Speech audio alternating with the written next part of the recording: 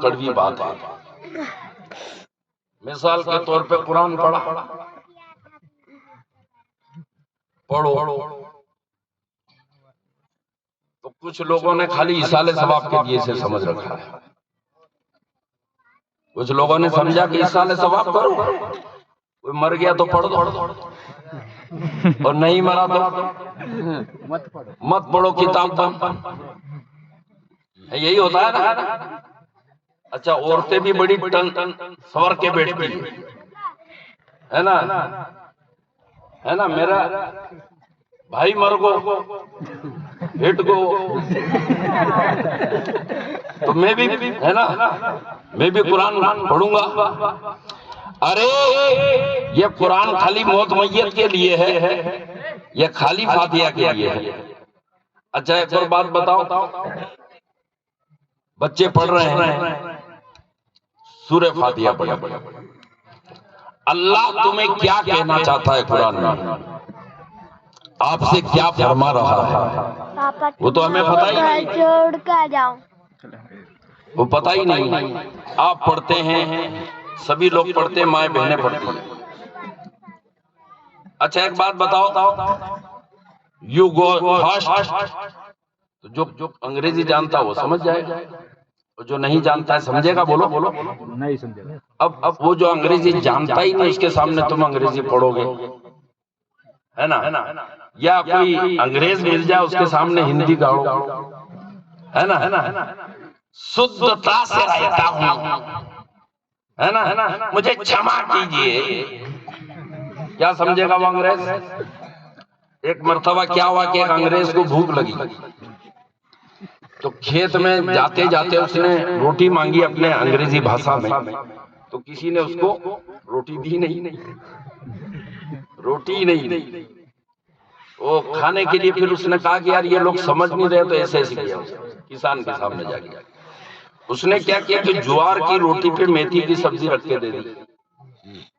جوار کی گنو بابا نورانی چہرہ ہو گیا، مدینہ جا کے آ گیا، گنو دونوں پاس ہی ہے، سبحان اللہ، بہت اچھی جوڑی ہے، ایک شیر ہے ایک سوا شیر ہے، اللہ سلامت رکھے، بڑے دیوانے ہیں، تڑپ کے کہہ دو۔ ہاں ہم تو انہی سے مذاق بھی کرتے ہیں، 1996 کی ملاقات ہے ماشاءاللہ انہی کے گھر پہ میں، تو روٹی سبزی رکھی دے دی کسان نے، اوپر سے انگریز نے وہ سمجھا کہ ہندوستانی پلیٹ ہے، اوپر کی میتھی کھا کے اور وہ جوار کی روٹی پھینک، انگریز نے جوار کی روٹی پھینک دی۔ اب وہ ہندی میں بول رہا تو سمجھ ہی نہیں رہا، وہ سمجھ ہی نہیں رہا، بغیر کسی مثال کے سمجھو اللہ نے قرآن میں تمہیں کیا حکم دیا ہے، کبھی اس کا جائزہ لیا ہے؟ ایک قرآن کے پڑھنے والوں، تم نے عربی تو پڑھا ہے، سورہ فاتحہ پڑھی ہے، تم نے سورہ بقرہ پڑھایا اور پڑھا ہے، سنا ہے، اور میت کے ایصال ثواب کے لیے قرآن پڑھتے ہو، بے شک ثواب ملے گا، لیکن آپ کے اللہ نے قرآن میں آپ کو کیا حکم دیا ہے پتا ہے؟ اس کو معلوم کرنے کے لیے کیا کرنا پڑے گا؟ قرآن کو پڑھنا بھی پڑے گا اور اس کو سمجھنا پڑے گا اور پھر اس پہ عمل کرنا پڑے گا۔ سبحان اللہ، سبحان اللہ۔ تو عمل کیا ہے؟ تیسرے درجے کی چیز، پہلے کیا ہے؟ پڑھنا، پھر کیا ہے؟ سمجھنا، اور اس کے بعد ہی تو عمل ہوگا۔ جب تم نے پڑھا ہی پڑھا ہے، سمجھا ہی نہیں ہے تو عمل، سبحان اللہ، سمجھا نہیں تو عمل کیسا؟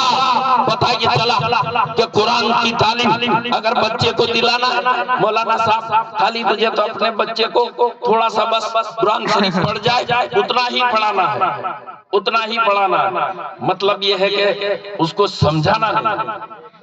اب وہ سمجھے گا نہیں تو عمل کیا کرے گا؟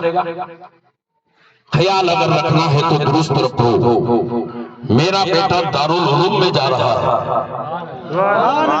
مدرسے میں جا رہا ہے، تو اس بچے کو صرف حافظ ہی نہیں بناؤں گا، قرآن کا صرف رٹنے والا یا اس انگریز کی طرح نہیں کہ پلیٹ پر سبزی رکھی اور اس نے سبزی کھا کے روٹی پہ سبزی رکھی اور اس نے پلیٹ سمجھ کر کے روٹی کو پھینک دیا. اس طریقے سے کہیں نہ سمجھ لینا. قرآن کو مکمل طریقے سے سمجھنے کے لیے اس بچے کو لگا دینا. ابھی تو حافظ بنا ہے, اب تجھے عالم بننا ہے, اب قرآن کو بھی سمجھنا ہے, حدیث کو بھی سمجھنا ہے. انشاءاللہ جب تیرا بچہ قرآن کو پڑھے گا بھی, سمجھے گا بھی, عمل بھی کرے گا, تو انشاءاللہ جیسے کہ نور الدین نہاشا ولی کا نمک چمک رہا ہے, تیرے بچے کی بھی درگاہ بنے گی. اس کی درگاہ میں لوگ حاضری دینے آئیں گے. کہا جا کے بھارت میں سارے سرزمین پر اس کا بھی مزار ہوگا.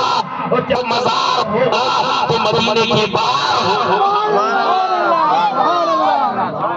لیکن اس کے لیے کیا کرنا پڑے گا؟ بچے کو انکمپلیٹ نہیں, کمپلیٹ کرنا پڑے گا. سبحان اللہ. مکمل اسے بنانا پڑے گا. تو آگے ماشاءاللہ بہت اچھی اچھی بچیاں اور بچے ہیں, انہوں نے قرآن پڑھا ہے. سمجھ رہے ہو؟